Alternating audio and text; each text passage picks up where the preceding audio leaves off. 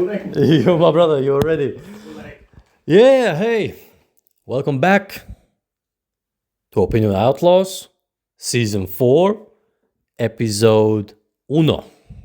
Number 1.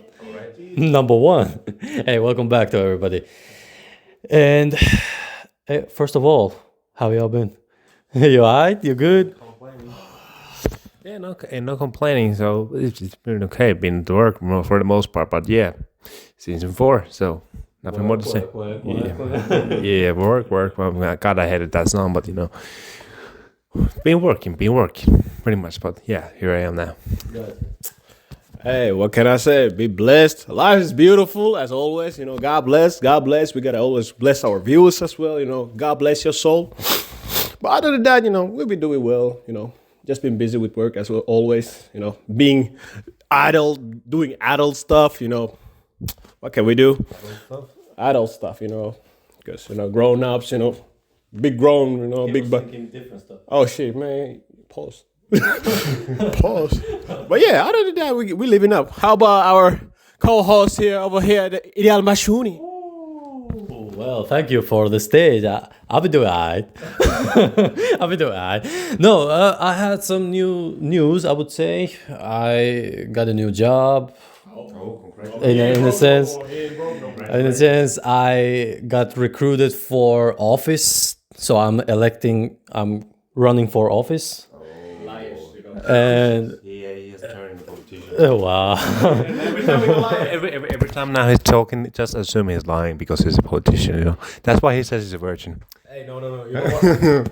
Every time you hear him say, "Trust me," definitely do not do that. Yeah. Did you hear what he said? Virgin? No, actually, let me rephrase that. I think you have been lying all this time because you have been a politician. There, I said it. Yeah. But how does it feel to be in office? I haven't still been in office, so Okay, let me rephrase it. How does it feel to get to the office? I haven't still got to the office. Tell us, how do you feel about the whole situation? Election. Well, I'm gonna be honest. I was not expecting at all, and it was kind of like a thing where, like a fairy tale story where somebody sees something in you and they have the power, so they be like, I like you. We create power comes great responsibility. and with great penis comes great responsibility as well. However,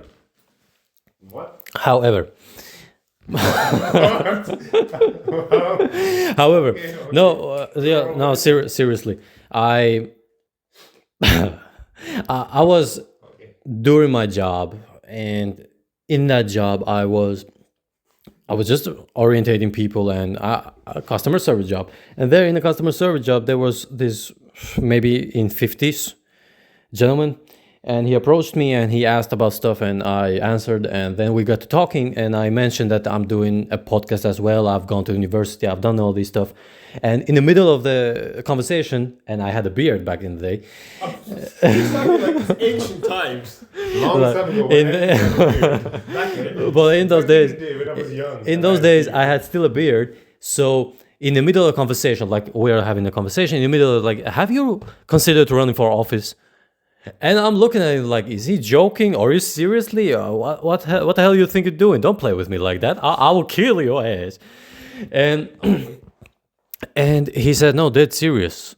He wants me to be in an election and to be voted and to be in these political schemes. But and that's why I don't have a beard anymore. So that's also explains it. Now, how long time ago was it? Maybe a month ago, something like that.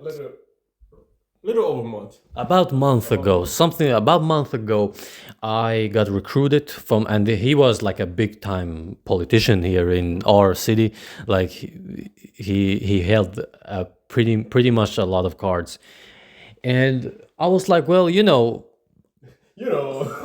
what can I do? Life is good. life is good. Like now, everything felt so bad, and now it feels so good. So trust me.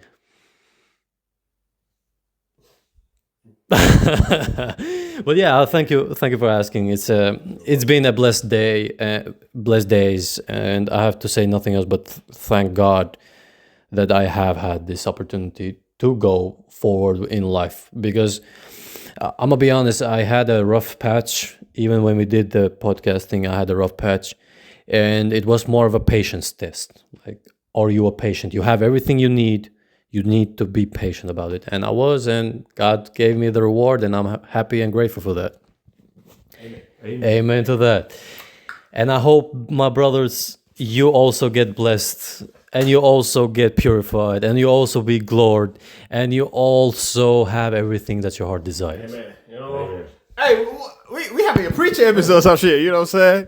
But hey, that's what's up. That's what's up. That's what we like to hear. You know, we like to hear that. You know, brothers succeeding. You know, because some of y'all be, you know, little bitter bitches. You know, I've noticed that. You know, some be bitter bitches when they be hearing this stuff. I'm like, nah, that's what's up. Do your thing, my boy. Do your thing. That is the saddest thing. Unfortunately, but what can we do? What can we do? People's hearts are, you know, hardened and darkened. So that's that. But hopefully one day, you know, you meet God. God bless your heart, and that's that. You know, we having a religious channel all of a sudden. hey, little piece of God ain't damaged nothing. It always blesses the heart. You know what I'm saying? But anyway, so we decided that we'll pick a certain topic because, you know, it's a first episode, and we do not want to dive too deep into too complex of a thing. So we chose that we would go through what divides people, even though people tend to be, in a lot of cases, pretty similar to each other. And yeah, that's pretty much the topic to today. The similarities and differences, pretty much. And why is so hard to oversee those? Why it's so difficult that even though we are different, why it's so hard to see past those things? So these are the topics that we will discuss, and we will dive deep into those. Deeper, not deep, hard deep, but deeper into those. But before we start officially, I call you to action. There are some places to click over there. Like, dislike, whichever you prefer. Subscribe button over there. Hit the notification for sure. And comment. We appreciate it. Yeah, like So it's a small, you know, gesture. You know, if you appreciate the video, just a small gesture. Just you know, a few seconds of your time. Just press down there, you know, and comment. You know. Yeah, if you like it, comment on it. If you hate it, comment on it anyways. We appreciate it anyway. I want all that beef. Yeah, comment down below. We want that smoke, yo. And he can say the N-word. We can't say that, but hey, at least someone Why can say you cannot say that? well. Isn't it obvious? We're already in the differences part. Yeah. We just can't see eye to eye from this. Eye to eye. Unfortunately, you know, we gotta do what we gotta do. Yeah. But yeah, we touched a little bit that subject. We can start off with the first part of the thing. Yeah. So we go into more like a brush to the topic that we are discussing. And first question, or first tanglement that we want to untangle, is the question that why is so different? Why is it so hard to look past those differences for human being? And there are like parts of it, like some are evolutionary, some are psychological, some are mental, some are sociology, some are physical. But let's start with the basic. Like, what do you think about this? Why do you think that there is a big leap or a big pass to look other human beings and say, even though if they are different, it doesn't mean that they are somehow so much different from me that I cannot have a conversation with them, or I cannot have a network with them, or work with them, or do business, or whatever the case may be. What do you guys think about it? Or did I ask the question so vividly? The question might be a little Why do people disagree so much? Why people disagree so much? That's maybe the easier. Well, politicians. So Hear me out. Hear me out. Here's a politician. He has brackets like sounding all fancy and stuff. You know, we actually before we started the episode, I told them about this Berkeley article I read from the website, and they were talking about like why people have disagreements about things. It's usually because they tend to define certain very trivial words in a very different way. And there was this quote in that article saying something like, "It's not really about what you think, but it is the concepts about things we define." So it's not about what you think, but it is about what you think. So what I was reading it and I was wondering what the hell, what are you trying to tell me? I didn't understand. So it's not about what you think, but it really, after all, is about what you think. So yeah, but hey, you were doing very well for a politician. It was a good run. It was a good run. You will be a good politician at some I'm point. gonna ask you the hood way. Why you disagree with me? Huh? Why you don't think the same way? That's much better. Y'all be chatting some shit.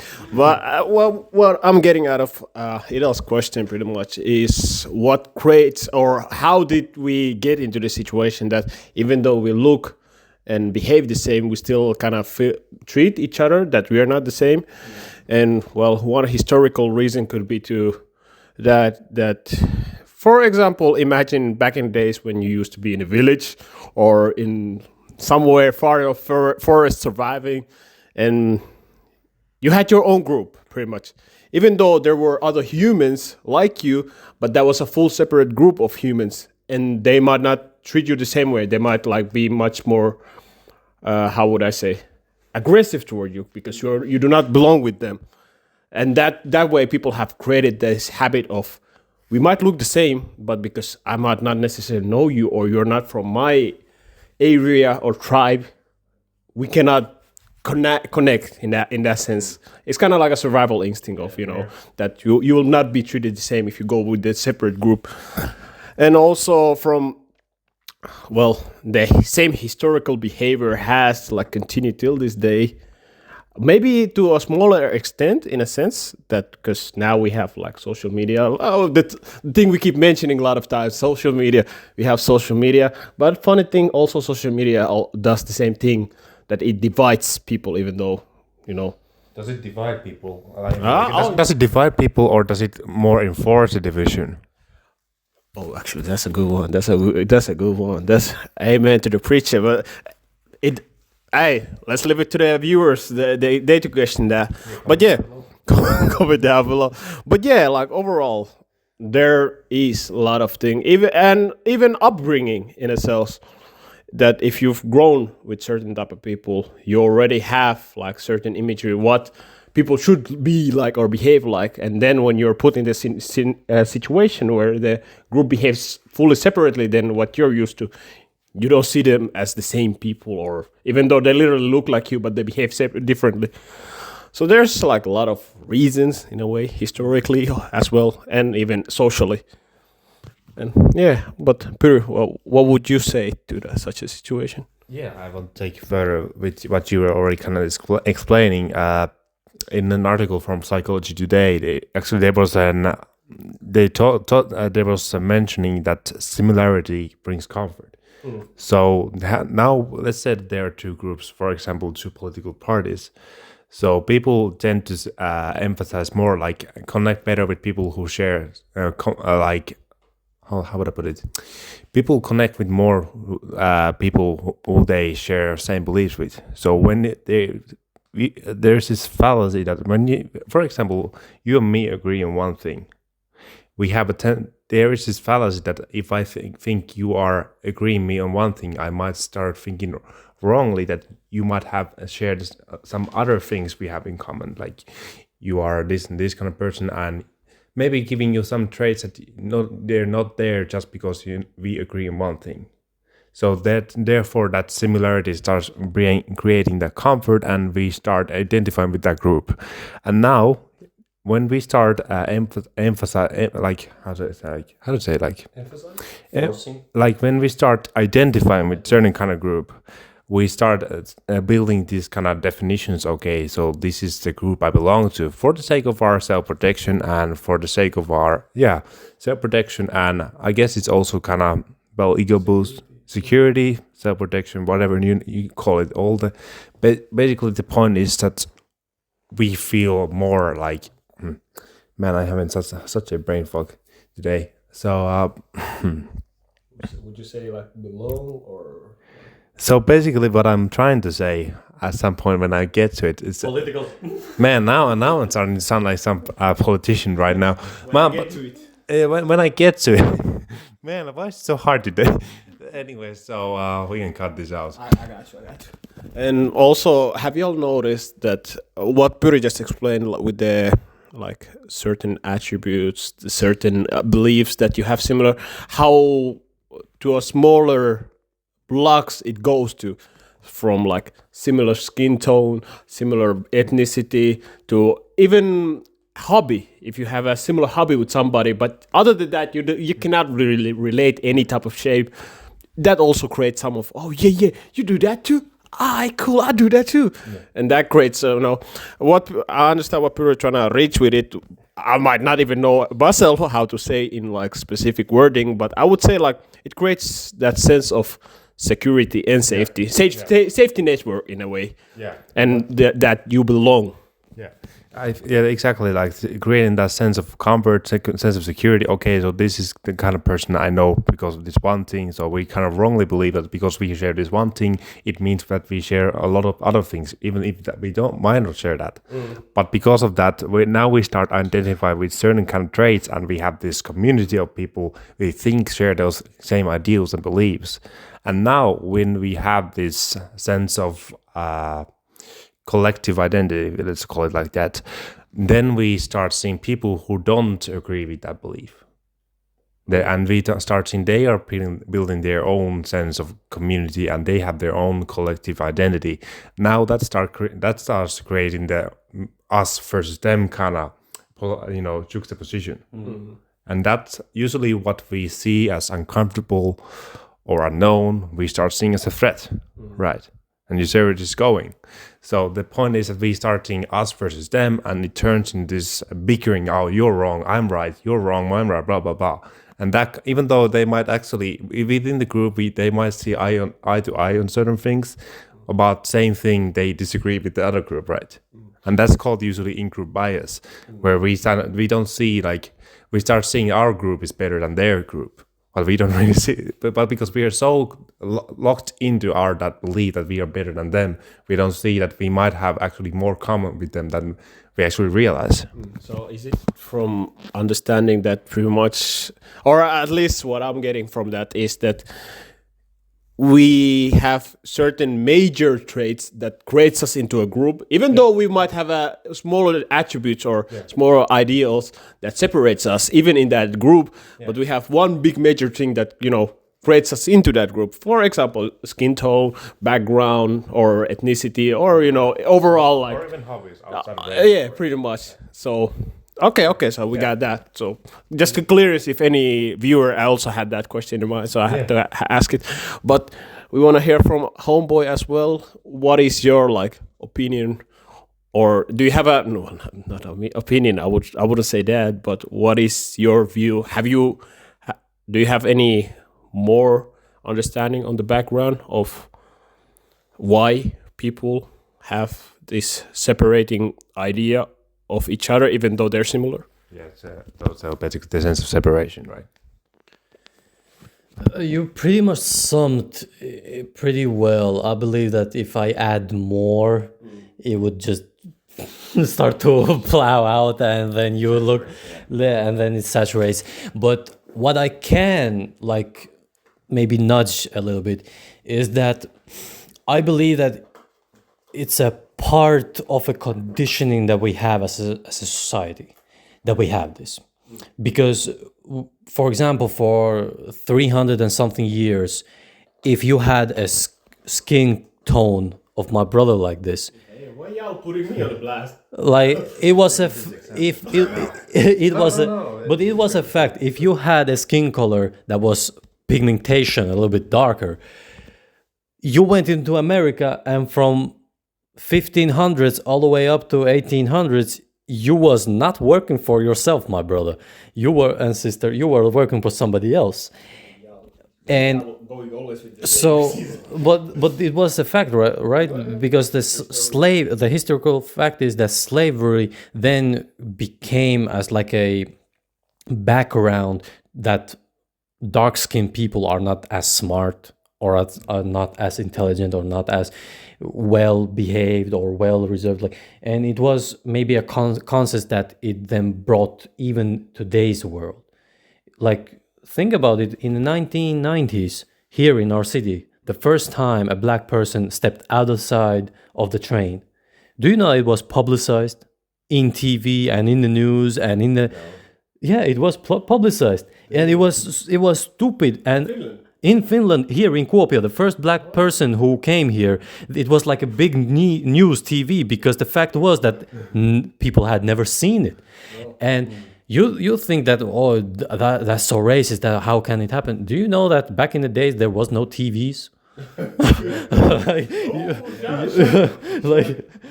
To think of it, like, say, like, I wonder how that one person has been feeling like when it has been like, I think it would be like, come on, man, I'm just walking here. Especially back then when they, on top of that, used to use that certain word on top of that. Oh my days. But was it, because I remember, like, there has been a black person in Finland even before that. Here in Kuopio. But yeah, specifically Kuopio, because our city is located kind of like a little higher than where the capital is. It's like what, over 3-hour trip. So that can explain. Nobody just wanders off from capital to middle Finland. Oh shit! Especially when you're different on top of that. So yeah, but yeah, and then it kind of gave these producers that. Prejudice is the right. Prejudice is the right word. That if you are different than me, you're a bad person. Which is, in my opinion, very naive and very arrogant to assume that just because. Do you know that if it was the case, we met when we were not even in elementary school. Like, I'm talking about before the elementary school. If it was, if it was like that, I would never talk to this man. But I always saw him like, hey, he cool. I would actually clear up a little bit. Not the bad person thing. I would say, well, that's for later on to this topic. But that's we can like the social media stuff. But I wouldn't say necessarily great as that's a bad person, but that thing, or well, in that situation they call it a thing because they do not see you necessarily as human as well, so they would say you're something different. And every time as humans, when we see something that we alienate, we automatically kind of like fear it in a sense. So it's not that thing is bad, but I'm afraid of it indirectly.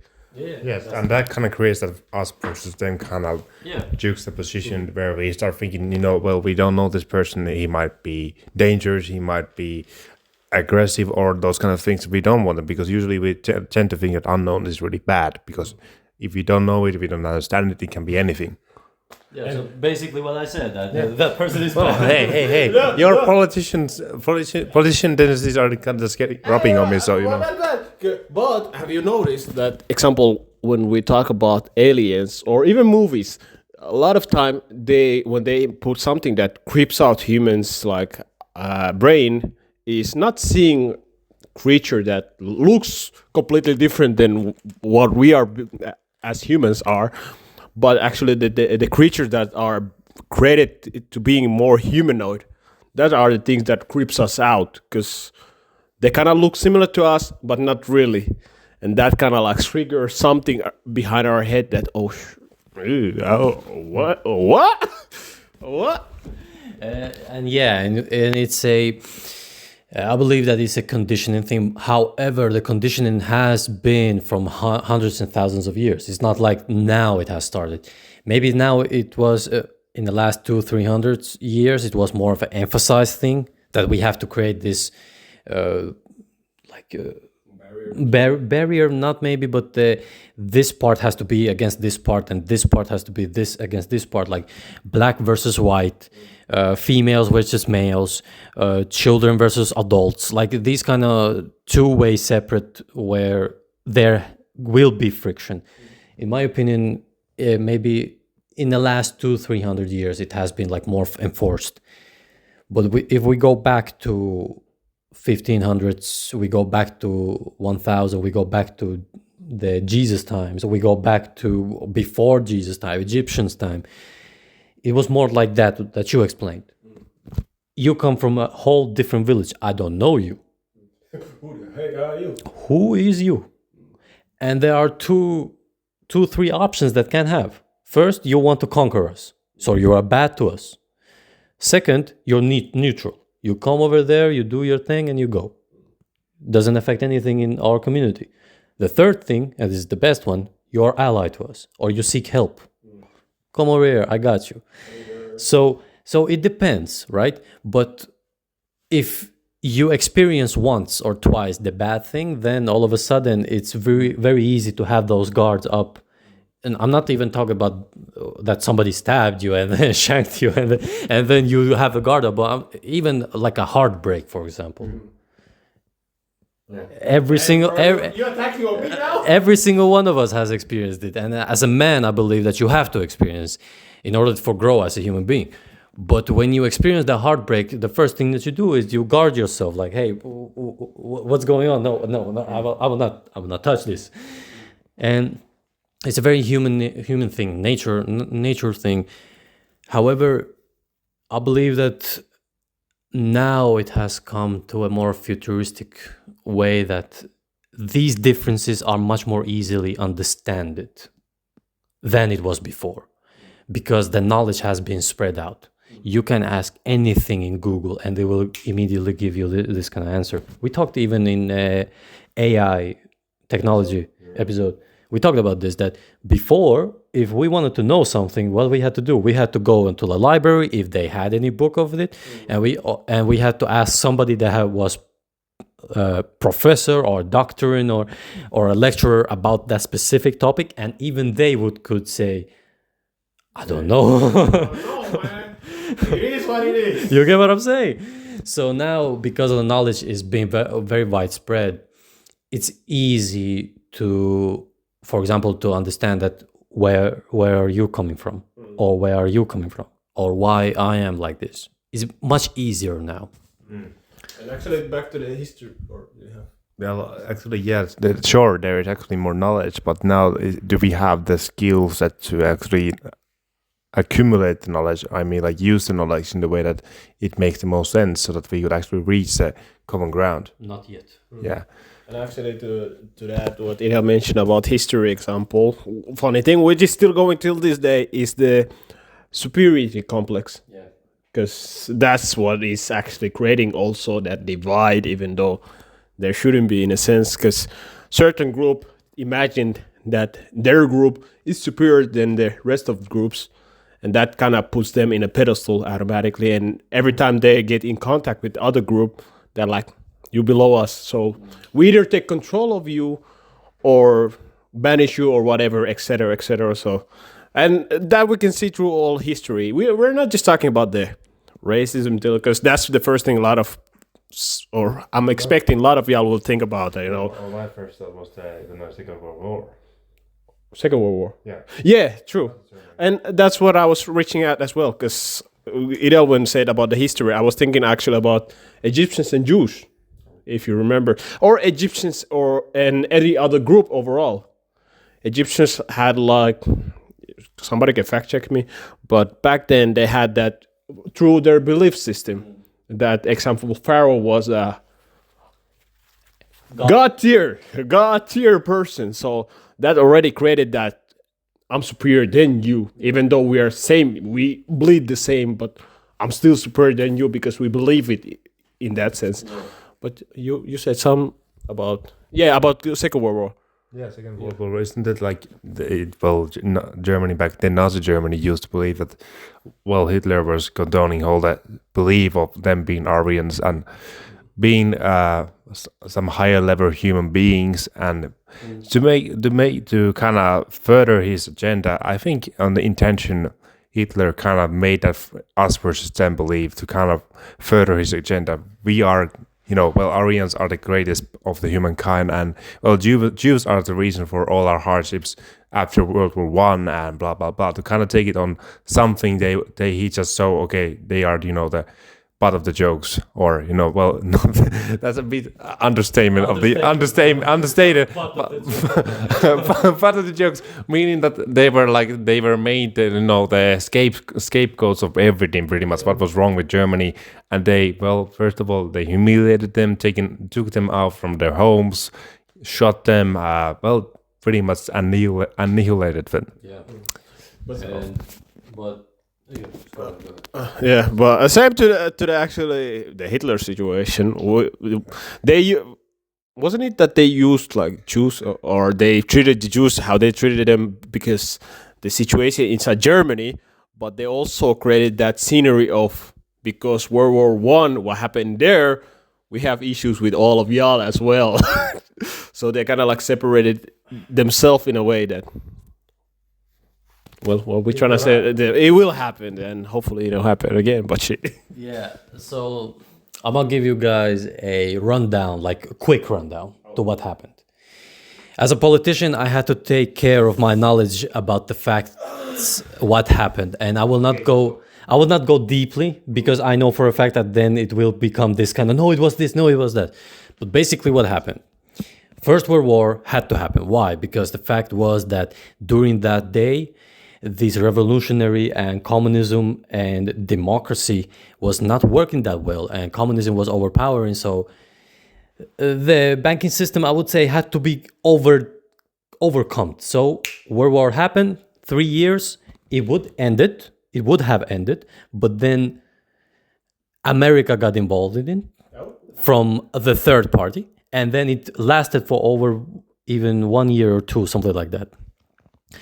Then the Germany was ruins. Like every German that was, it was immediately banned, thrown away. And you talk about Jews did that to Germans. Oh no. You're causing issues, right? I'm not causing issues, but you can fact check this, because the fact was that because of the Jews, the war continued. The First World War. I'm not talking about the second. And then the tension built. Of course, if I'm mistreating you all the time, you will do something about it. Maybe not immediately, but you will do something about it. And Hitler, he was a young Austrian painter and a very frustrated one. He should have got into that school. Not only he should have got into that school, but do you know what was the worst part? He was not good with the ladies. So did this just guy drop a nuke on this historical? So are you just dropping a nuke on this historical character that this build-up of a pew pew boom is because he couldn't get laid? You see the politician right now? He's already building the story up that, you gotta be good with the ladies, otherwise you might be blowing the world up. This is what he was saying. Like, if you don't get good with girls, you will, become. Most likely will become a terrorist. Yeah, you will become a Hitler. You will do something. Like all that frustration, all that pent-up energy, you will do something. There's a bit more to the story than just not being good with women. I'm gonna be honest with you. No, that was just a side thing. But the main thing why the Hitler did this was because the fact that he was a very nationalist. Like he believed that Germans were better than Jews, and he believed as well that because of the separation because he fought in the First World War. I remember, and he was left alive by America. Yes, and this guy, if it was not Adolf Hitler, it would be somebody else. This was 100% guaranteed. That if it was not this man, it would be some other German, Austrian guy who would rise up and say, no, enough is enough, we have to do this. And all the tension, the build-up, and then the Jews, what they did in the Germany in those time frame, he had enough. You know that the transgender institution, before the Second World War, Jews were doing these experiments about transgender. Man, I forgot. Like I miss our high school history teacher. She was, she kept me up to date. Man.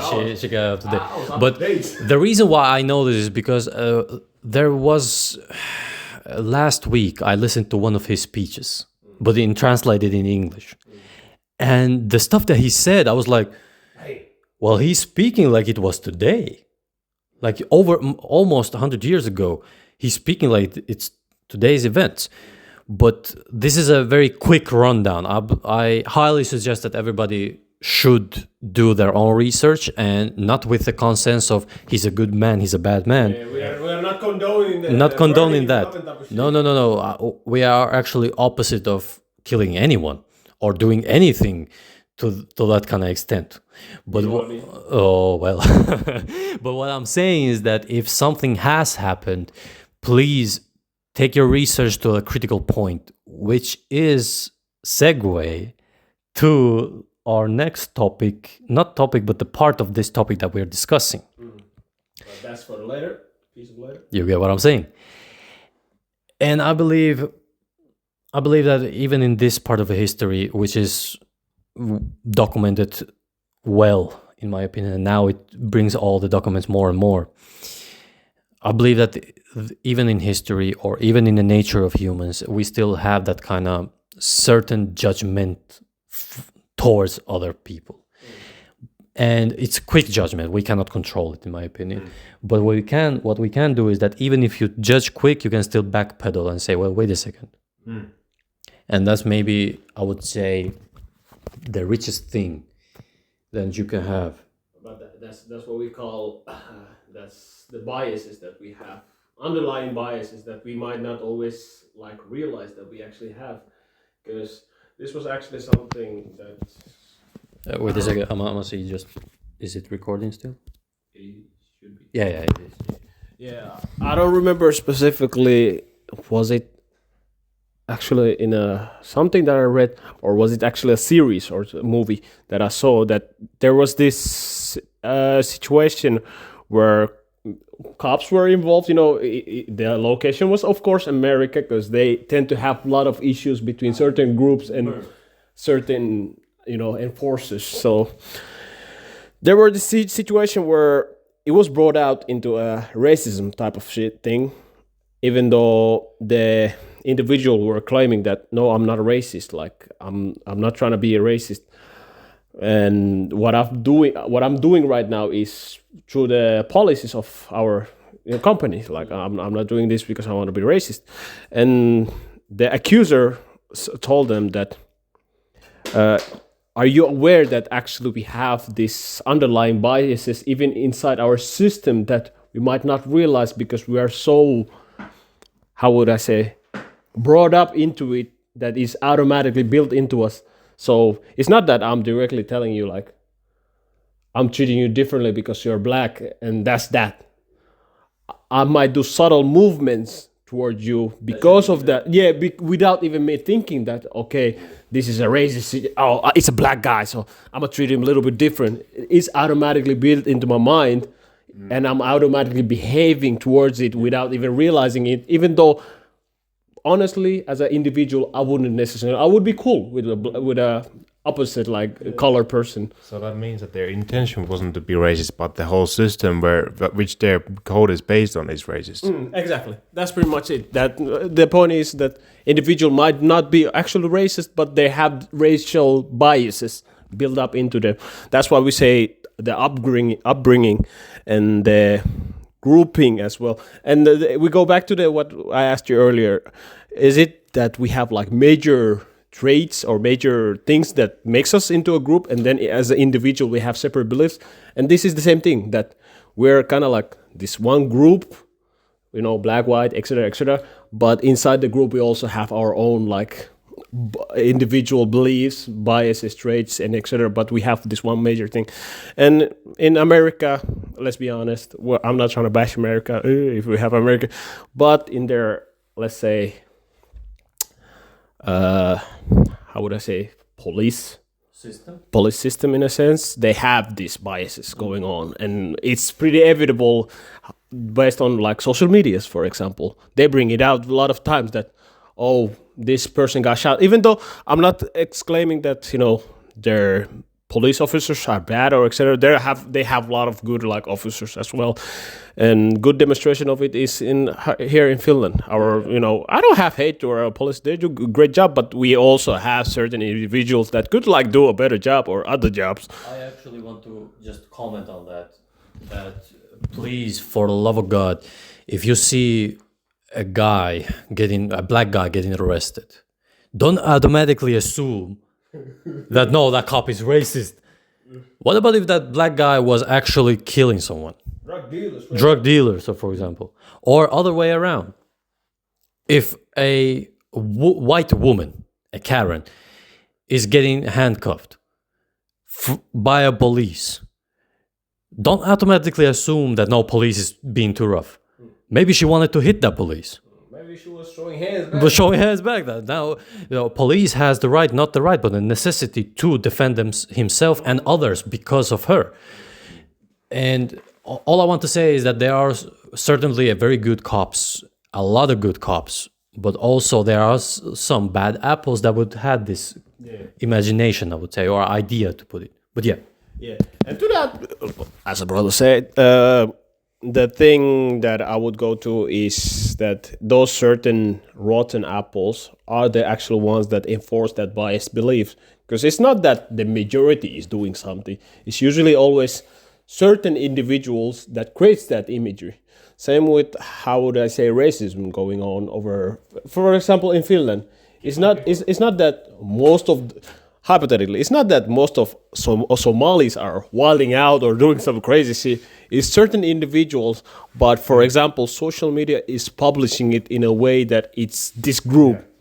So they're enforcing the groupness or the separation. Yeah. It's not. They're not telling the story in a way. It's individual. It's a human being. Or and I think that creates that exactly we're talking about the for versus them kind of about juxtaposition again, where that they don't see an individual with their own background and experience in history. They see, okay, this person is part of a bigger community or whatever. That is actually, well, they all are one and the same. They are all criminals. They're all this and this and this, and they are all contributed to negative traits or something, etc., etc. So it's absolutely true that they. Social media and, well, whatever the source of it is, that they tend to bring this illusion of that it is not this individual, well, he's one and the same with everything else. If that makes sense. And actually, if I could say in a way, right now, if I told you, and I'm not even trying to just say black or white, even if I mention you certain group right now, I would automatically assume that certain bias trigger in your head creates an imagery of that person, that group. Example, if I mention Indian, you automatically have a certain picture and traits of that group. Even if I told you Gypsy, you already have that imagery, and you created that image bias through either, well, like we mentioned before, upbringing, social media, or you have studied in a certain way, or you actually have had interaction with couple or even singular individual that kind of like builds it up into that thing. Because a lot of times people have just one interaction with that group or individual, and that is how they build up a whole freaking, how would I say? Collection of ideas. Yeah, collection of idea of, you know, next time if I meet similar type of person, I will automatically assume that they behave like that person that I met before. Yeah, no, if I may comment on that, I think there's nothing wrong in itself with the prejudices. Every single thing that happens in our brain is, well, obviously it's there's a reason it is a function of our brain. So, for the most part, everything that happens in our brain is for self-defense, right? So it's not like it's inherently evil for us to have prejudices. But where it comes a problem and where it starts to hurt yourself or other people around you, and then I think we should start finding ways where we can actually become aware that our prejudices are a problem and find ways to actually broaden our perspective so that we can see eye to eye without turning it to, well, something not so civil. Yeah.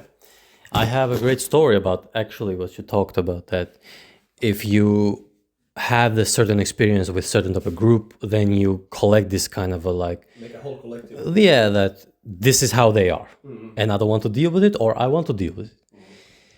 Oh, we've been there. But That's why I said before that I bet each of us have that. If I mention this one group name, you automatically, even though you've just met one individual from that group, you have a whole build. And it's not even ethnicity. I don't have to make ethnicity. I can just say females, for example. You already have a build-up of what females are supposed to be or how they behave. And if I say kids, you already like, oh, annoying. You see what I mean? You see what I mean? Yeah. So you already have that build-up. And like Puri mentioned, it's not that we are trying to like be toward them, but it's kind of like it helps with our defense system for later on. If we meet that similar type of individual, we automatically be like, oh, I've seen this before, so we kind of create that pattern through it. Yeah. But yeah, tell us your story, my boy. I have actually one story and one joke. Oh no! I will tell the joke first, but it's not my joke. So I'm already with and you know the comedian Andrew Schultz. Yes. And he had a joke about this prodigy. Is the guy with a beard? No, he has just a mustache and a maybe shorter hair than Puru and black hair. A small mustache. He's like from New York, but basically, yeah, basically he had a joke about this prejudice that you assume or you think about some stuff and then you will have that. And basically what he told, that he was just in IKEA, a type of IKEA place that they were like walking around with his wife, and there was this Middle Eastern guy standing on a carpet. Now, you like you don't say anything, but you automatically start to assume stuff. But you get what I'm saying? But then he turned the joke around and said, but the more life and death situation it is, the more it comes out, the prejudice, well, the racism, it comes more out. And he said that, let's say the carpet, the Middle Eastern dude, me, and a pack hyenas are closing in on us when we are on the cliff. Then all of a sudden, he starts to say that, hey, let's ride this carpet, you know what to do. Right. Bro. But it was half truth, but it was still a joke. Yeah. And We're racist as well. but to my story, and this is my story. Right. I met a American couple.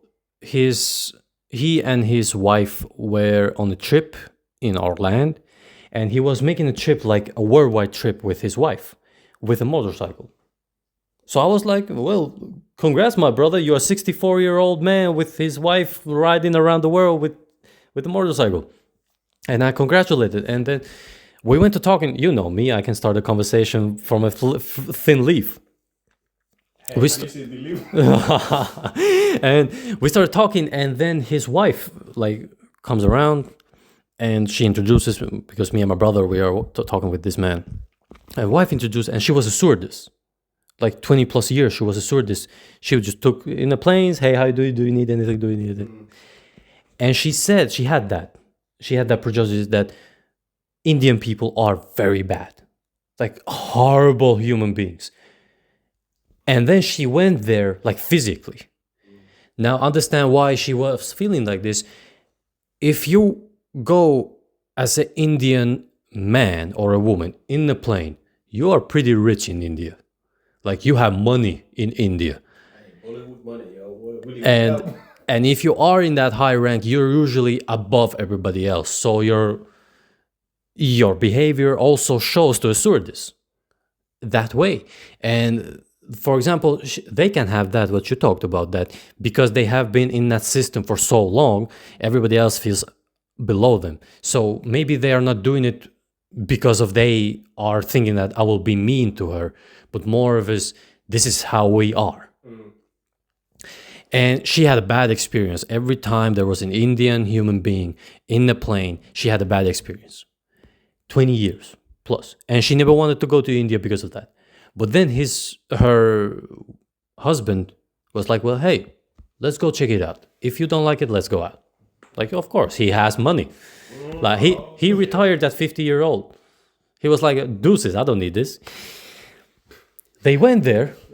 Her whole perception for this, like a collective ideas that she had, just crumbled away because the fact was that the Indians that were in the streets were so nice to her. So it was like kind of this, like, wait a second, I have experienced all my life this, but then now I'm experienced like this. So what's going on? But then you start to logic it. Well, the people who are in those planes are rich in India. And those people have always seen themselves as above everybody else. So therefore, they will mistreat you even though their intention maybe is not to be misbehaved. I'm not defending them because I would smack the shit out of them. However, no.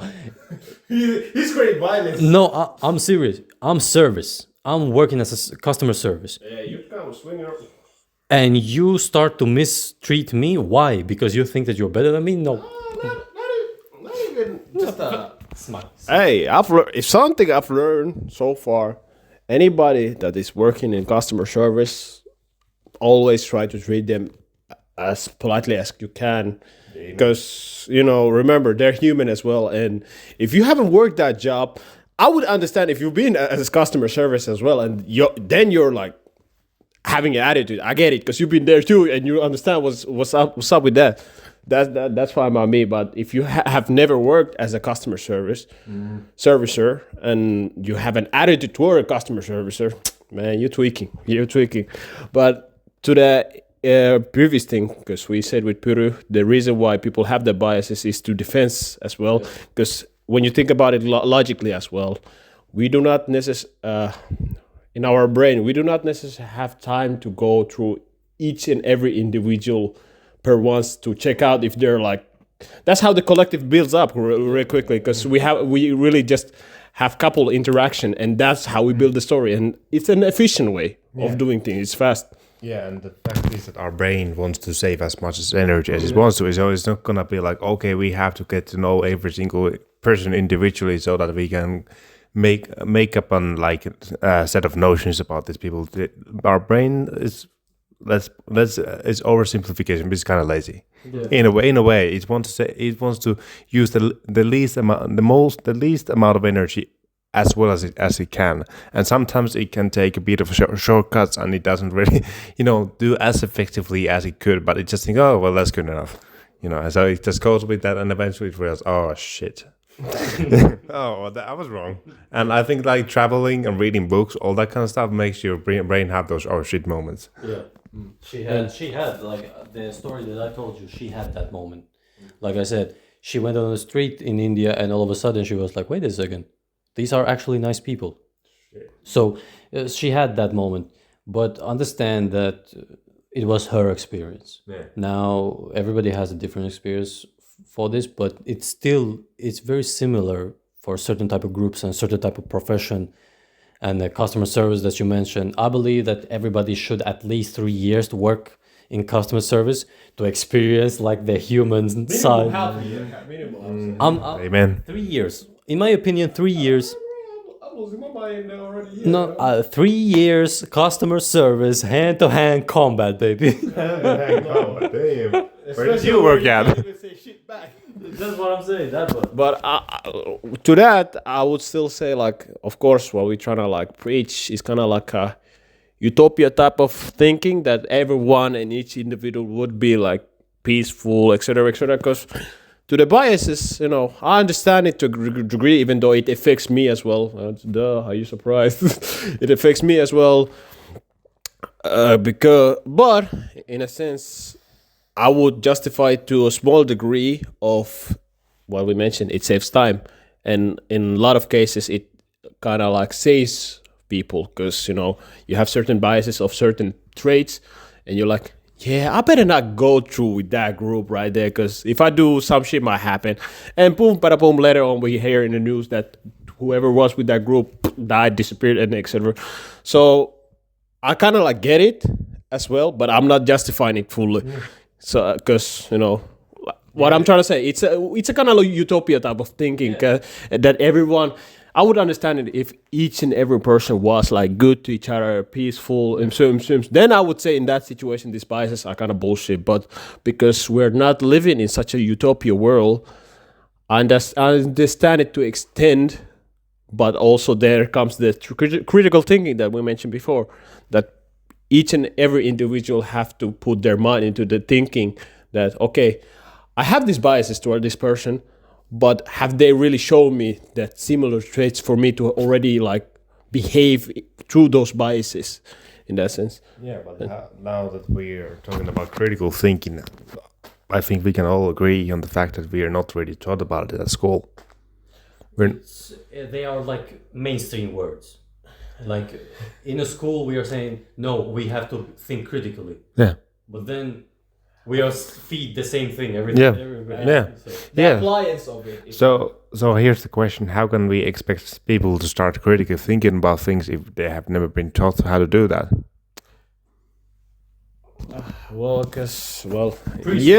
I would say of course we have to have some degree of teaching in school, but a lot of times it also falls down to upbringing of households. Your parents, because let's say the households where the kids come out in a way that they're not prejudiced toward people. How did that happen? School, they went through the same system, but how did that happen? Through their parents, how their parents view world and how they put their own beliefs down to that kid. But did it happen because they knew how to do critical thinking, or because they were raised by their parents and it was kind of like no more like behavioral teaching instead of critical thinking? That also depends, because we, at least I hope each one of us have met this type of like family or friend who have that. And I would say, at least in my personal experience, it's not that purely behavior, because what I've noticed, certain parents have like really had like brain be running, and they might not necessarily have been taught in school, but through own life experience. Yeah, but even sometimes, like, not to throw any shit at my parents, but sometimes when I'm talking with my family members, sometimes it kind of sounds like it's something they have been told a lot. Like, for example, honesty is the best policy. I solely believe that it is true. And many times when I have experience of times I've been lying, it usually has led to negative things for me and the other people around me. I actually, if you do mind, if I actually tell a story of my own. Yes, I do mind. You do mind? Okay, well, we can move on. So, anyways, I'm going to tell it. So I used to go, I was applying for jobs. This was about 3 years ago. I remember applying for jobs in sales and marketing, and I saw this job notification it was something like marketing. I was, okay, cool. I would be really down into going into that job. And I went to job interview, and I found eventually that it was telemarketing. What a wonderful world. Marketing. Man, We got this. What is it? You have to phone call people. that was one of my shortest job interviews by far. Like, it lasted only 10 minutes. 10 minutes. It took only 10 minutes to be talking about, okay, what's the job? Tell me, bye-bye. And, it took only 10 minutes, when less so, and this guy just stood up and just, okay, thank you. That was it. And, like, the audacity for them to assume that they can lie, and when we come there, they're gonna assume, oh, they don't have any other place to go, so it is what it is. Let me just drop a nuke right here. Yeah, you gotta call people too. Yeah, so that's my experience of lying, and I believe that lying has never been a solution for me. I cringe every time I even think of lying. But for me, the point what I was trying to tell with this story about that some people don't have those kind of experiences, and they are just going as if there was just broken record playing in their head, and they don't know what it's talking about. So where comes the part where parents are actually teaching critical thinking instead of them just playing out the things they have learned from their parents, who most likely also learned them from someone else. Any thoughts? Yeah. You're absolutely right in a sense. Well, at least I would say, I understand what you're getting at, especially in modern world. Well, the modern world, because now, Where have you lived, bro? because as we have seen how things have been built up, even a university educated person is not really they like. Even though we claim that we get like critical thinking, or we build up our critical thinking in a way that we think things in a much more diverse way. It ain't even going that way. But even I'm gonna give you a perfect example. Hitler, we mentioned him. If I go to the university that we all three have someplace in time, have been inside those classrooms, and say Hitler was not as bad as it seems to be in history, what would be the reaction? No. Like, the whole point of critical thinking is that even when you are feed this, you still kind of look at it like, okay, is it though? Yeah. You're able to go beyond your feelings. You're able to rationalize things more than how you would want to react to it. Pretty much, you are like, how would I say? You are taking action rather than reacting to it. Yeah. Pretty much. But to the parents thing, I would say majority, no, they're not. They're pretty much just replaying whatever they were taught, and that's it. But of course, there's certain like exception of like households where things are being told in a way that it's actually constructive to the kid, and they will so on. But to the thing more, I would say, well, yes, school should be teaching us critical thinking more. Of course, there's certain extent of how much school really can give us, but we come to the same issue of what about when our teachers are not really that well built up on the critical thinking? Because what I've noticed in high school or even middle school is like our lecturers or teachers are well educated in the subject, but sometimes even their thinking are really wrapped around on those biases, what they ever have. Example, I remember in high school, my now ex had a argument or a debate with her teacher about, example, cannabis usage and alcohol. And they were like debating on it, which one is much more harmful for your body. And let's just say in that topic or that conversation, the biases were brought up very heavily, even though the, how would I say, studies were brought up into the table. So there were like concrete evidence to the subject, but the biases were so heavy that even teachers show, or anybody who's classified as a teacher can sometimes be in a state of not able to think critically. Yeah. So that's why I'm kind of like, yeah, school could teach us, but we have issues. Are all teachers able to teach that critical thinking? So yeah, that's the thing, because I don't think it is even part of our education system to think critically that much. And I'm not, like, I think that is just how it is. Like, tell me one time you have been actually taught about critical thinking at school. Like, it was in high school that we had this kind of, like, it was mentioned. It was mentioned. But we have one teacher, the biology teacher. True. And actually, I wanted to say, because I'm not classified that all teachers were like bad at teaching, but to me personally, yeah, the biology teacher was top tier. Shout out to him. But also the other person, actually I had two that were, at least to me individually, very beneficial. The history one, the female, even though a lot of y'all hated her, I was cool with her. She had that bias. She had that bias, but then when my year came in, she was cool with me. We were homies. She was cool with me as well. Exactly. That's why I was confused when a lot of our homies were like, "Oh, she's bad." Blah. She was annoyed if you were uneducated. I was uneducated, but we cool. No, but you were still willing to learn, right? Yeah. You Well, still that's had true. you still had that open that, hey, I want to learn. Think about those guys or the homies. But it shows that, show respect and get respect as well.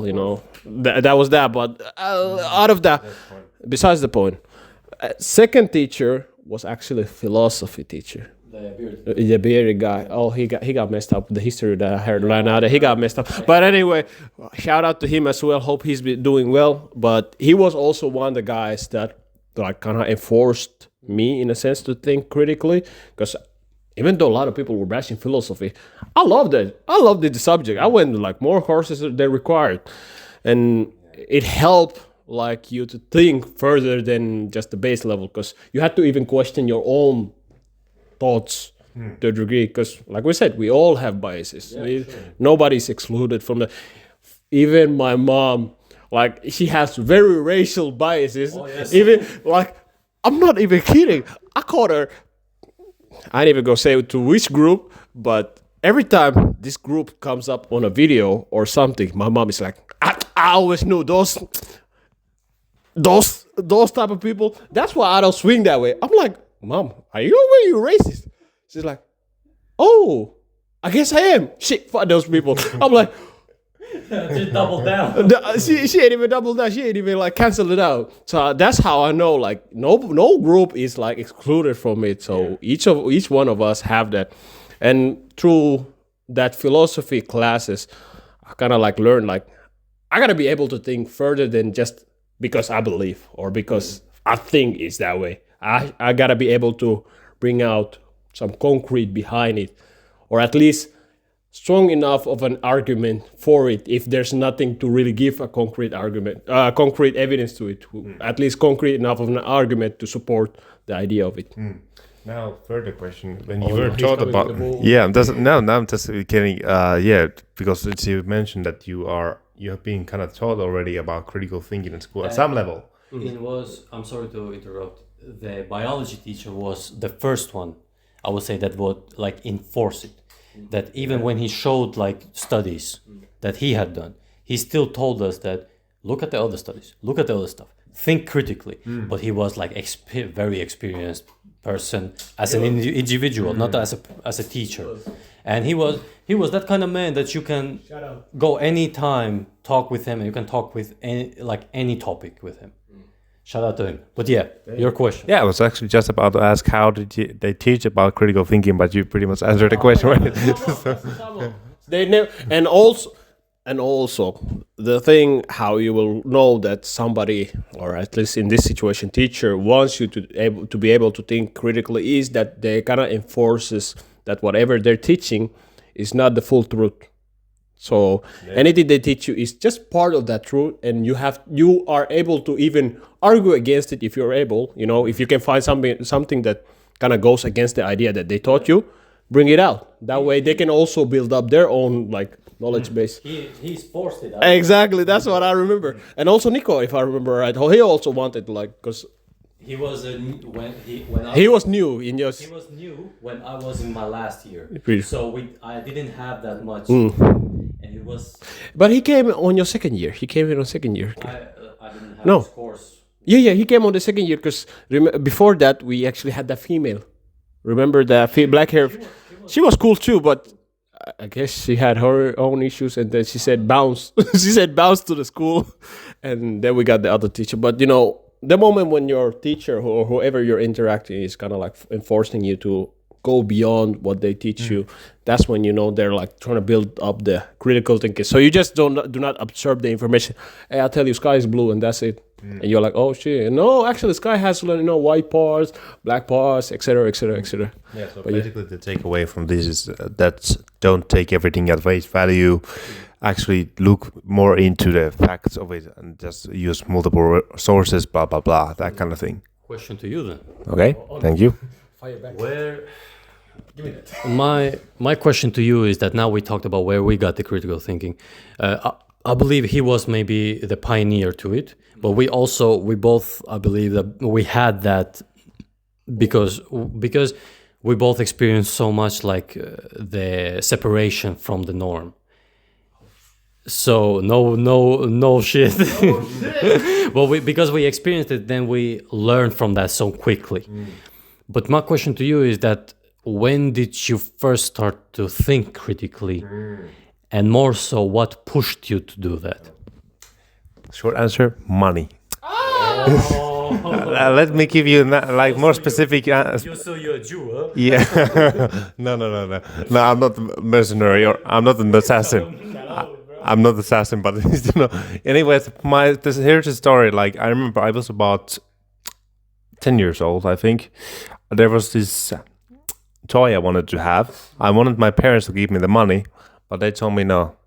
But but then my mom was like, okay, well, I will get you €2 if you empty the dishwashing machine. I was thinking, okay, so I get money from all the chores, and You got €2 for emptying the dishwasher? yeah. Give it up. Anyways, so I came up with this idea. Okay, so what can I do to have more money? So I heard about, like, I don't remember even how much I had at the start, but I remember like, okay, what can I do more to get more money? And they, okay, well, you can, whatever were the chores, like vacuum clean your room, blah blah blah, kind of stuff. Like, time after time, I was doing chores, and they were giving me more and more money, and eventually, I got that money, and I got the joy I wanted. Man, he was giving up. He was Yeah. he was hustling his parents, man.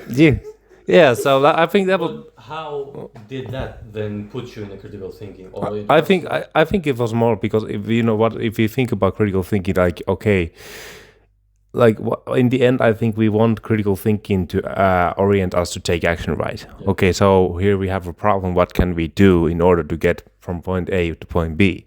So I think my parents didn't really like.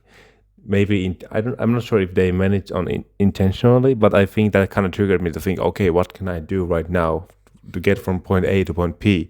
So I think that was the first time I had to think in a more like action-oriented way. Yeah.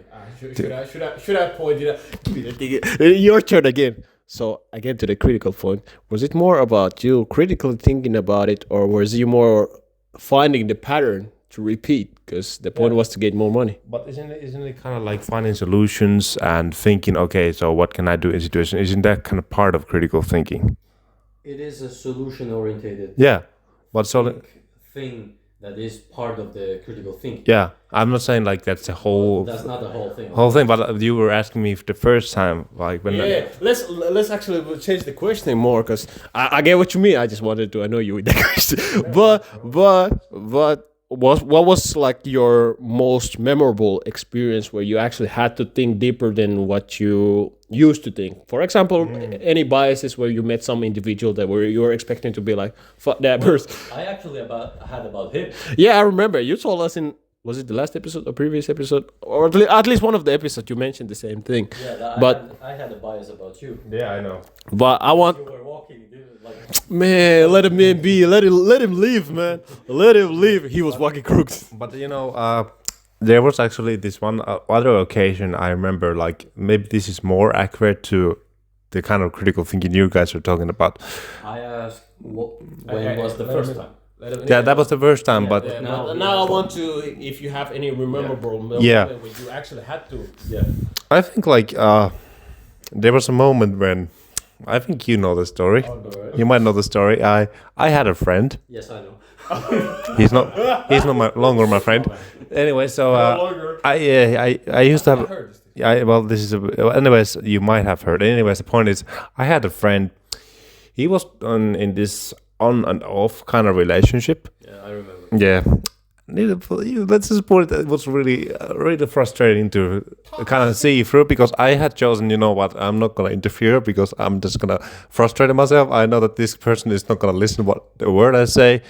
And, I did that. I didn't give him any advice as I usually do. I have bad habits sometimes giving advice when it's not called for. But anyways, this time I chose that, okay, I'm not going to tell him anything. I'm just going to let him do whatever he sees the best. Eventually what happened was that they broke up. they had never been together, but they broke up anyways.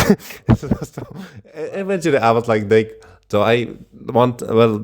this one evening he called me. Okay, so now they were back together and they were figuring things out. I thought, okay, great. So now they are, together. About a week or two later, we talked again, and I also, you're dating now, playfully asking him, no, we're just figuring things out. And man, I was like, this guy, if I were there, I would slap his ass. Like figuring things out. After 1.5 fucking years of figuring things out, they only got to the point of breaking up and to get back together. Or they only get back to figuring things out. So I was like, "What's the fuck? Yeah, exactly." So I was like, "This fucking dude." But the thing is that around that time, I had been reading this book called A Guide to Rational Living, and that book is pretty much the great beginner book to kind of get into rational thinking. And I had been doing these exercises about like, okay, you take a rational belief, you question it by asking questions. Oh, is this actually true? And because of it, I think at that point I made a very quick realization. Okay, so I made a decision that I won't interfere in this guy's situation, whatever it is. And now I'm feeling frustrated that he's doing something that is completely out of my control. Why am I feeling frustrated about it? That's that. It's almost like I will feel frustrated about seeing that a certain amount of numbers. How do I put it? Like I would bet in my head about lottery numbers, and then I would see that okay, they were exactly the right ones. But I never attended that lottery. I'm feeling frustrated about that. So I never participated into it. So why would I feel frustrated? About relationship. Yeah, exactly. So why would I feel frustrated about something I didn't have any part to play in? I think that was like, as soon as I made that realization, all that frustration vanished. That's like, man, what am I wasting my energy on? Yeah, exactly. I was like, well, damn, it is his funeral. It's not mine. I was like, of course I was figuring out. But eventually, the good story is that it ended for both of them in very good way, in bad way to her. Not go to the details, but fortunately, to tell the story, like fortunately they ended it eventually. But besides, after they never figure it out.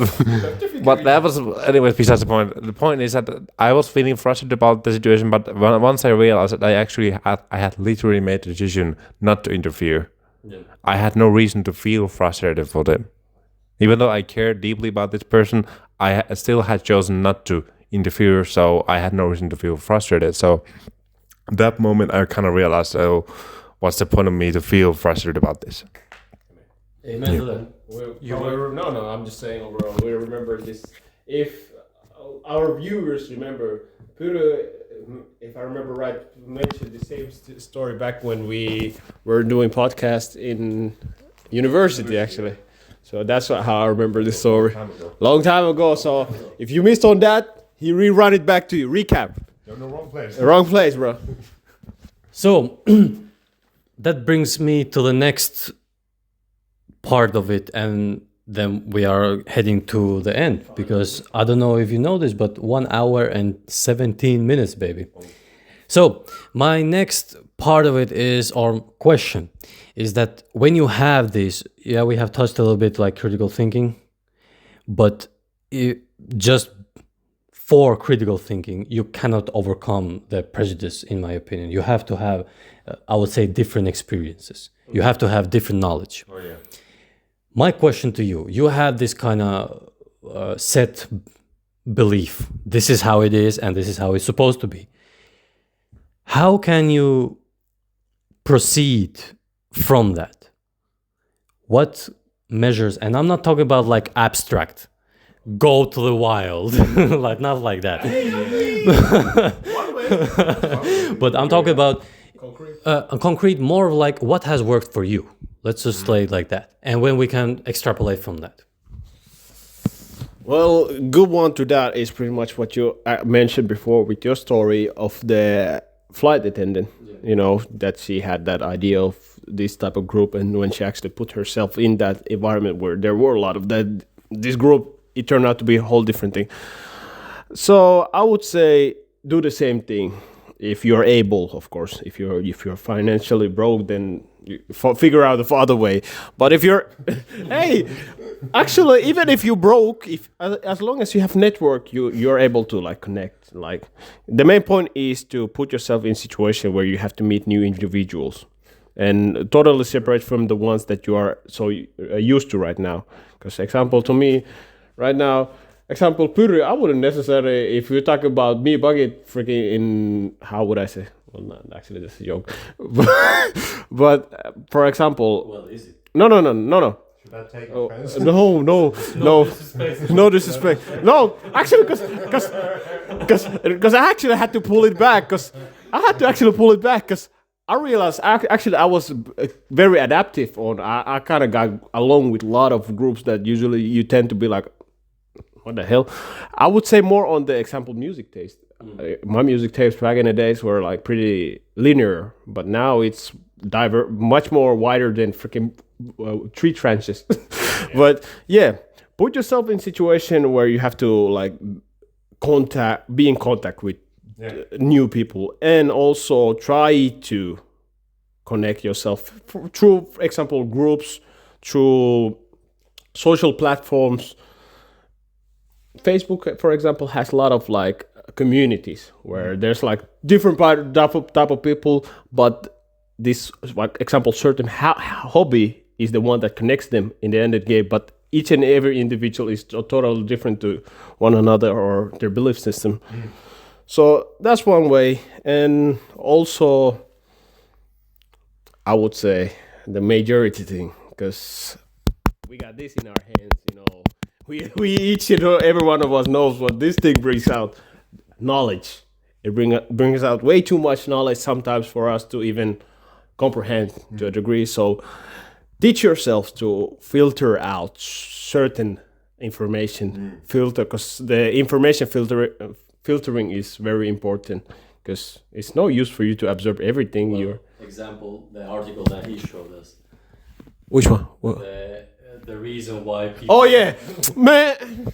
Yo, tell him again, dude. I wonder if I did get my phone. Man, read it out, man. This is the reason why you have to have that concrete mindset and ability to like not absorb all the information as useful information, but actually filter out some of it. Because if you're actually absorbing this type of knowledge, man, God bless you. Yeah, so here's a quote. So this is from Berkeley website. So hear me out. When people are disagreeing, it may not always be about what they think it is. It could be stemming from something as simple as their concepts not being aligned. if somebody, you know, tell me somebody ain't even catching up right now. Yeah. Can you rerun what that means? So yeah, so it's just so dumbfounding just to even think about it. I'm just like, so they are basically saying that it's not always what you think it is, but it's also about difference in concepts between two different people. So what they think. Am I missing something? Like, I'm just using my bare common sense. Like, they are talking about concepts, which is pretty much the featurement of our mind. It's defined by us people, right? What is a concept, right? And what is concept? It's a series of thoughts, right? One ain't making two all of a sudden. Am I missing something? Like, is it going over my head, or is it they're just pretty much saying what? It's not always about what you think, but it is about what you think. But it can be also about what you think. Like what? Am I missing something? But to me, sometimes it kind of feels like people trying to sound smart, but they just. It's almost like when you hear those people like trying to sound like experts, they use a lot of fancy words, but they say a lot without saying anything. That's exactly how it sounds. They talk. They talk a lot, but they don't mean anything what they say. So yeah, that's pretty much it. That was the part of what he said, that you filter the information. Yeah, and this was kind of like more of a knowledge part. Like don't let big words bamboozle you. Let's say like that, because like we said, some people be just saying big words and don't mean shit, don't mean jack shit. But without saying anything. pretty much. So more what I'm also reaching out is with the filtering is, for example, the current mainstream media with the worst situation. Do not just absorb everything in as it is. For example, when they say this party versus this party, and this party is bad, and this party is good, without really actually knowing each party's ideology and why they are toward that party. Because one great example is the elections. We were clearly through media put out into that if you voted for Trump, you were in a bad situation, you were a bad person, you were you weren't really allowed to have that critical thinking. Okay, I might vote for these reasons and etc. If I'm voting for that, I'm a bad person. Yeah, you vote for Trump, you were worse than Hitler. Exactly. Much. That's pretty much narrative of all Democrats. Like I'm saying that Trump was perhaps like the Jesus or something, like not by far. Like I think definitely they could have find much better person to lead America, but is he the worst? And I think at the same time it goes both ways. I think like also some leftist medias have been like maybe overemphasizing and demonizing Trump for a lot of things. I think like all the media in United States is really polarized, and I don't think. Tell me one like very objective media in the United States. Anywhere. I challenge you. Or anywhere, yeah. Anywhere in the world, tell me a media where there was only objective thinking.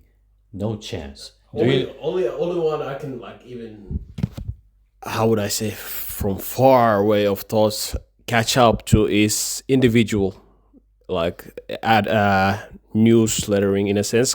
For example, YouTubers who vlogs. Example, the ones that go actually to those places that are, example, quote unquote dangerous, or these groups are dangerous. Nowadays, vloggers are actually much more of a media person than the media people, because they put themselves in that situation where they actually give you that unfiltered version of that thing. So yeah, that's the only like not fully biased media, I would say. And even in those, there are still parts, like you said. It's not fully. So because of the editing, because of the own thoughts, own bias that they have, and I know for a fact that even in, for example, if you, and this is bad press, but if you, for example, go to Dubai, you're not allowed to film the airways that you go with. And if you go to Dubai, you cannot showcase the bad parts of it. You have to only showcase the good parts of it. And you get paid for that. Like that's, I'm not talking about small money. Oh, my nigga. They have money and they will give it to you. That's something that is kind of wrong advertised. But I don't know if any of y'all have seen this one guy in YouTube. His channel is Arab Uncut. This guy like puts himself in very questionable situations, like, and they're very entertaining because last series that he did was actually hang out in Afghanistan with Taliban. I've seen that. Yeah, and of course with the biases, like you mentioned before, each and every like person have their biases, but the way he brings out the video imagery, because he has like the uncensored version as well of those videos. But like as an individual, of course, I might not agree with anything he might be saying or doing, but the way he brings it out as they are, and as a viewer, I get to choose what I want to, think about them. And that's why, if you haven't seen, shout out to him, watch his, series. It's very enjoyable. Funny thing, I was at first like, who's this motherfucker, because I found him like, 2 years back, half a year ago. No, 1.5 years ago, something like that. So I was like, oh, let me see. And he, it was the videos where he put himself, example, favelas, ghettos. And, he was hanging out with the people and talking with them, like a human-to-human interaction. And this is where we go to the, don't go through the biases, because main news would have told you, like, this, you go there, you bad people, blah, blah, blah, yo, devil, you meet devil, you meet devil or some shit. So this Arab guy, brings it out that, they're human as well, and they have their own like aspiration and things that they want to do, and so on, so on, so on. So you get that feeling of okay, I could go there too. You know, they were actually nicer than what they made me believe they were. You know, I had the biases like this person. I meet them, they immediately kaboom. Yeah, but that's you get the idea. So, but Yeah. Does it have a Yeah, like I believe, like I was just about to say, I don't think there is a single media that is completely objective, but I think like the least objective. the least objective is the best? It's part. individual. Like comment section, for example. Exactly. Well, I must say actually that is pretty accurate. No, the least one I would say till this day is Call of Duty lobby. Call of Duty lobby till this day is the least censored, least filtered. I don't know if should I laugh or cry because of Hey, like Good that. times. Is it more sad or even funny that to say that in the comment lobby chat is the most accurate? that's how bad it is if you Yeah. think about it. That's actually really bad. I have done this, and I believe everybody has done this. They go to an Instagram reels, for example, or a picture, and it says something extravagant, but then you start to question it. Well, is it? And you press the comments, and everybody's correcting, and you start to believe the comments more than the thing. But that individuality part that you said, I'm gonna give you even a small example. In my country, the biggest media company. Do you know where it was based? Serbia? To the opposite. So I was, and I was like, first, this is the biggest media company that we have, but it's private. Okay, red flag. But then I started to dig down. All of a sudden, it's not even listed in our country, but it's listed in the opposite country, the country that's trying to destroy us. And I'm looking at like, well, people are watching this. Of course, they will bring the bullshit in that. Everything is biased towards against us. And now you cannot believe anything that they say. Snow is white. I have to go and check it. Like actually go. It was yellow, But question to you, the original question that I asked both of you. How can you improve on the critical thinking? How can you improve on the breaking the bias, or how can you improve the thinking in an objective way that it doesn't interfere with the progress as a human being? The furthest expression. Politician. Could you just be more specific? No. What do you mean by that? Okay, yeah, I know exactly what you mean. I mean, like, I think, like, first thing first, you want to read books about history, psychology, biology, geography, or, that I think that's a good starting point. Or even at least the things you are interested in, preferably those kind of things that have a lot of theory, right? So that you getting, like, perspective about a lot of different kind of areas of science, like the ones I mentioned before.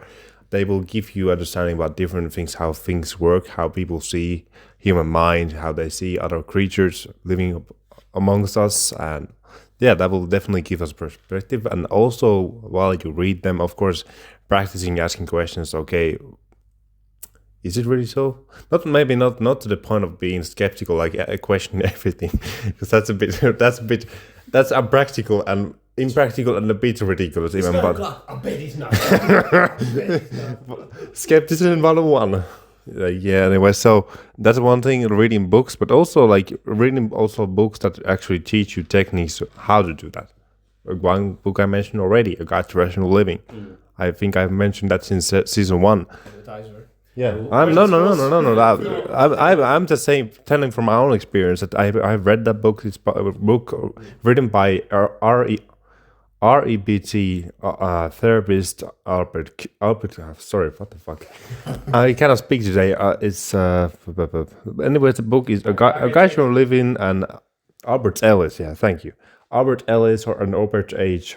Harper. These two REBT therapists have been working ever since 50s. They were actually the people working on that form of therapy, and it's pretty practical. They are pretty much asking you to take notice of certain beliefs, like they call it masturbatory thinking, which means that you have this kind of beliefs. So, for example, you are applying for jobs, and there's these jobs you really want.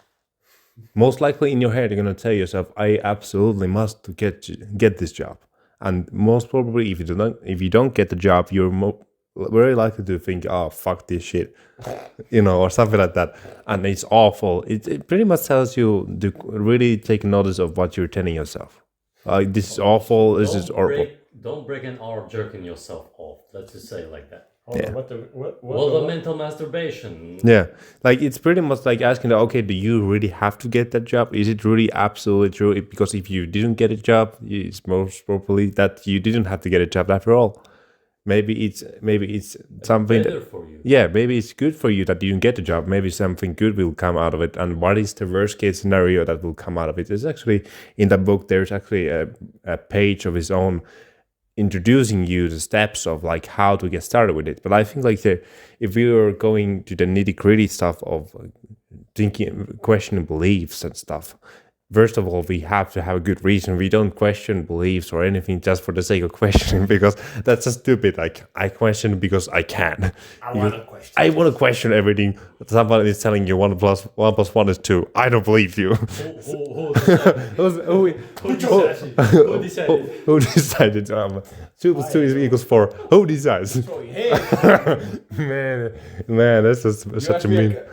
Imagine somebody asks you, "What time is it?" And you say, "Yeah, time is this." Nah, you lying. Yeah. You liar. Yeah, anyways, so you have to have this kind of belief that actually it's holding you back, it's hurting you, it's hurting other people, or in more or less it's causing you immediate or clear limitation in some area or the other, whatever it is. And then, of course, once you have defined it as something that is really hurtful for you, you also need to, you have to get to know that belief. What does it consist of? What is the nature of that belief? What has made you believe that belief, right? What is the reason you see that as something? Because you just cannot simply let go of something that you have believed for a very long time. There is a story which you buy into, which also maintains that belief. But once you have kind of dived deeper into that belief and the story behind it, you understand, okay, this is where it's coming from. And once you realize where it's coming from, you might start to see, okay, so around the time when I first started believing this, the times were different. I was younger. I was this kind of person. I might have had limited options to choose from. I wasn't able to think in the same way as I'm able to think right now. And you start seeing, okay, well, actually, it's not exactly as I used to think so. You just realize the time you came up with certain belief, it was because you had only a certain amount of options, which were most likely very limited. So once you realize that your opinion or belief is literally very limiting, you can start to kind of actually adjust it and bring it back to present moment. Did you have? Well, I think that's pretty much in a nutshell. Like to summarize, basically, you need to see it as something that is hurtful for you, and also need to realize that it was created for a reason. So the irrational belief isn't evil or something like that is out to get you. It's actually there to protect you. Realizing that, and also seeing that it's actually not how it is, and asking yourself, is it actually true? Do I have any evidence it is true? And okay, well, is this actually helping me to get to where I want? And then you start thinking, okay, what kind of thinking could help me to get where I want? So that's just some examples what you could do. But I would urge people to actually get a Guide to Rational Living or some similar book that actually teaches how to be rational about your thinking. That's my 2 cents. I got you. And I'm gonna see how much we have time. Oh, we have 1 minute. 1 minute. We have only 1 minute. 1 minute left. Okay, well, Quick summarize. No. We have more time. But no, I just wanted a quick maybe a challenge for what you said. Okay. That because of that time that your options were so limited, and then when the time proceeds, you have now better options. So therefore, you should redefine your beliefs. What would you say to a person who is brought in a war? And in order for him or her to survive, they had to go to the extreme of the extreme. Damn, okay. And their values cannot be the same as the person who has thrived in peace, who never experienced any conflict whatsoever. But now this person immigrates from this very dangerous zone, immigrates to, let's say, Finland, a very peaceful place. Yeah. What is the consensus to this? Like, how can I help him to kind of adjust to... My boy gonna have issues with the PTSD. Let's start with that first. Well, then you're already treating me like as if I'm some sort of psychologist, man. No, the reason why I'm asking is because actually it came from the anime One Piece. I don't know how much have you watched it, Bruh, but so way too much. yeah, there are. Certain fillers, I gave up on it. I was like, I couldn't ever jump on the track. I tried to give it a chance, but besides the point, I tried to give it a chance, and So basically, there is a character who is doing bad things, but he's doing it out of the beliefs that he had when he was a child. One brother, and he had to survive with that brother through the extreme. Like we're talking about the poor of the poor, the hungry of the hungry, the fight of the fight. He didn't have any mercy when he was growing. Like this freaking debut to a fight. But then he became very powerful, a very strong person in a utopia. Yeah. But now he's abusing it in a sense that he believes that this is right. So my question is that he believes that this is right because this will bring peace to the society, even though this utopia is going well. And for example, he wants to massacre people. I'm just giving an example. But he wants to do something like this.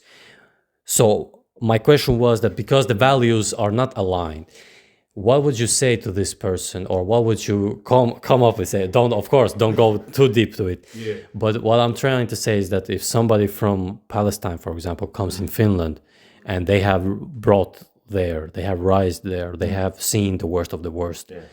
Now they come here. Their survival instinct is to go and do whatever it takes to survive. Yeah.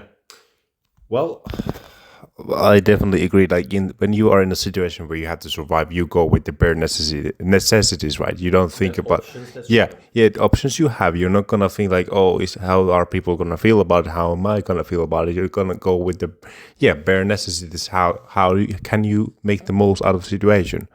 But when you start getting more leverage and power, then I think it brings in the question, do you actually have to keep doing the things you used to do in the beginning? Because first of all, people think like, okay, the things that used to work earlier, why should I stop doing them if they still work in the future? So I think that in that situation, maybe it would be if he has time, of course, because most likely this person is in a very high leading position, right? Not only high leading position, but the things that he has done for survival, it has worked to gain that. But I mean, like how willing he is to give time to that thinking process, right? Because if he's not willing to give that time to that thinking process, well, I can only give him suggestions. But if he's not open to hear it, then it doesn't matter what I tell him, right? But assuming that he would like, I would urge him to make time to actually think. Okay, the things that he used to do in the beginning, they might have been necessary, more or less so. But right now, the things are better. People are doing better, and environment is getting better. The things he used to do in the beginning, does he still have to keep doing them? Like every single thing, even the massacre part. All those things, whatever it is, like because I will still kind of urge him to kind of critically think like, sure, like the things he actually absolutely has to do, sure, go for it. If it really is helping everyone involved there, I think definitely, sure. But to the point where he has to do massacre, do we kind of Pause. I wholesale on the thing because the subject literally. I'm trying to connect this subject to the similarities and differences of groups and individuals, and we're talking about massacres right here. I mean, like the point. The Naruto, for example. Yeah. He had the similar exception because even though both wanted peace, It's from the two different perspective. Yes. you get what I'm saying? But that kind of like dabbles down into the morality and how would I say? Because it wasn't about like, well, we have these two different views, and you as a human. It was more of a like, I'm trying to achieve peace through this route, and you're seeing peace through this route. It wasn't directly toward individual as human. Yeah. But we're kind of like more reaching toward what would make them kind of. I would directly more toward. Remember in Naruto, Pain and Naruto scene where he mentioned that y'all did this war crimes, etc., call it peace. But now when I'm doing back to you, y'all be like, I'm terrorist. That's what I'm saying. Yeah. That part. Yeah. It was a question because the fact is that when you put in a scenario where the only option you have is this one, and then you survive with this one, you will not go back and after you gain all this wealth and power and money and somehow backpedal to that easily. I would say. That's why I say exactly if he's willing to do that, because if he's not willing to listen, if he's just seeing all the power and all the might he's getting out of it, he's most probably kind of drunk on power, and at that point doesn't really care what I have to say about it. He don't give a damn. Yeah, he I doesn't wouldn't care. necessarily even say drunk of power. It's more of a reprogrammed mindset. Because no matter what, in a sense, let's say he loses all that power, he will still behave the same thing. So that meaning that if he's at that point where he gets results by doing that thing, no matter how questionable, and his morals are not holding him. If he's not held back by his morals.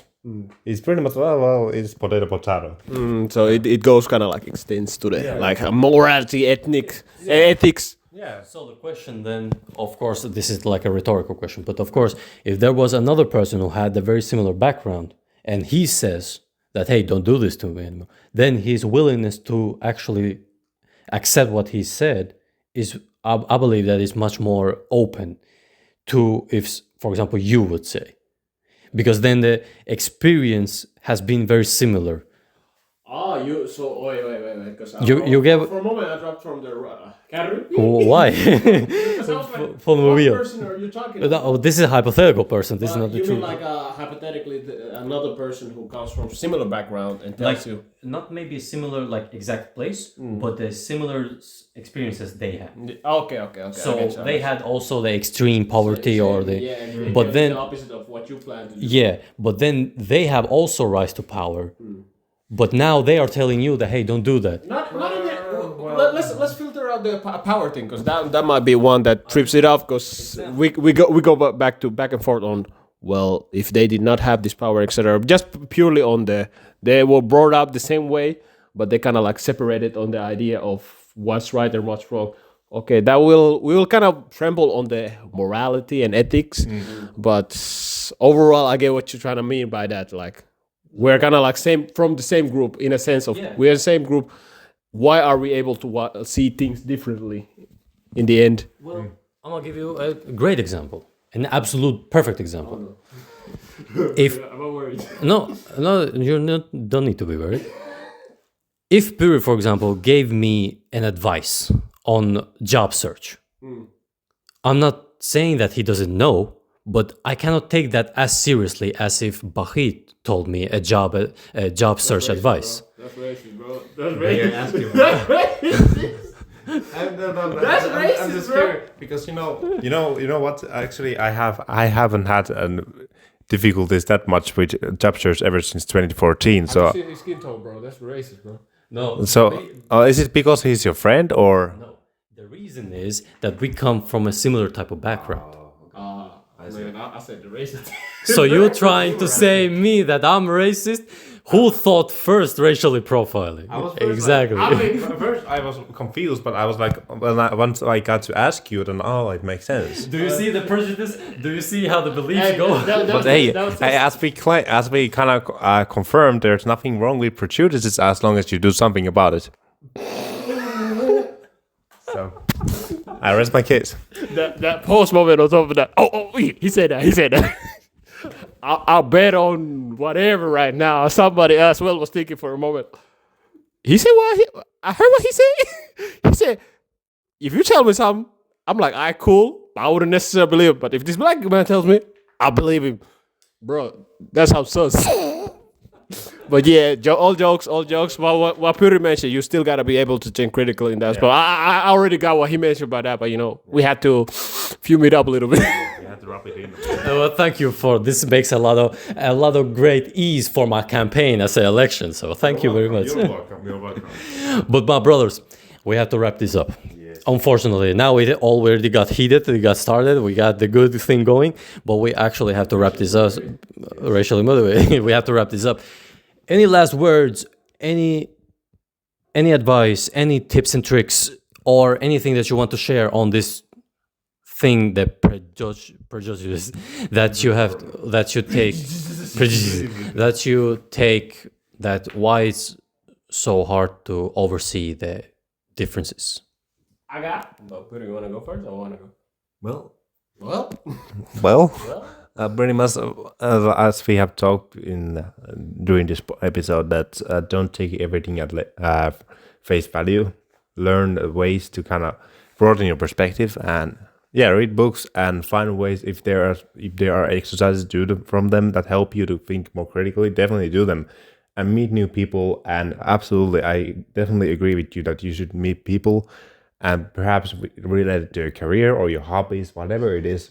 Find events where you can network with people, so you can broaden your social circle, which can help you to go to places where you might not be able to go if you never met them. So I guess that's also some things you could do to kind of find ways to be more critical about your thoughts and emotions, whatever it is. And when you are faced with someone who is disagreeing with you, you might react still kind of first, what? But still, eventually, you would be able to kind of start putting yourselves into their shoes and maybe find some sense of empathy. I'm human, he's human, just like me. He is exactly doing this kind of thing as well for his own reasons. We might not agree based on our beliefs, but we still are going after similar things essentially. And kind of that sense of empathy could also kind of help, perhaps make it a bit easier to kind of see over your own prejudices or your own kind of beliefs. Yes, that's my 2 cents. You? I mean, I go with the same board as Puri. And on top of that, what I previously tried to say, that the biases are kind of like a double-edged sword. They're there as well to defend you or protect you from, getting into similar type of situation. But overall, what we're trying to preach over here is for you to be open. Treat every individual as a new person, in a sense, because all the bias ideas that you have about, like, let's say about certain group, like this group is rapist, for example. Remember, any person can be a rapist. Any person can be evil. Any person can do bad. So even the ones that you truly believe to be, especially those, because how many times we have heard the stories where somebody's family member was the sexual assaulters. We're not trying to dive into the sexual assault, but you get what I mean. That treat every individual as a new individual and as an individual. That's the point. Treat everybody as an individual. And like what Piri said, try to keep yourself knowledgeable. Read books. It broaden brighten your perspective and widens up your worldview. And travel. That's actually the easiest thing. Travel, because if you ain't broke, you have to have money. get a job. Get a job.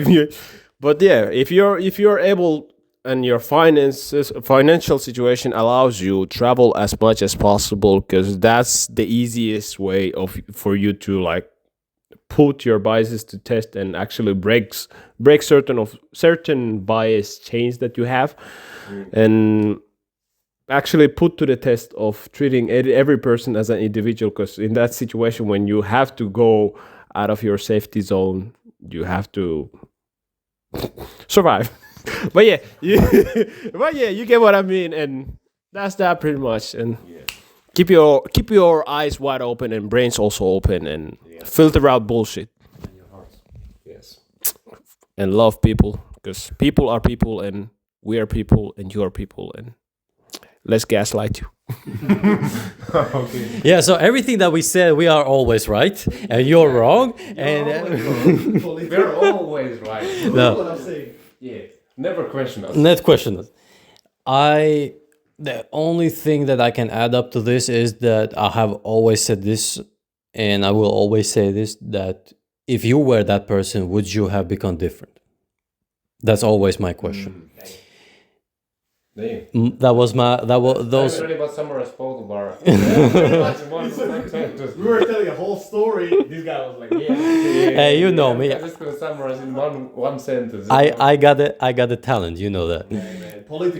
Politics. But yeah, I don't have anything else much to say because of the fact that they summarized it pretty well and they put it together pretty well, articulated, told the story, told the views, and I believe that if you want to search any tricks and tips for this, you just roll down to the sections that we talked.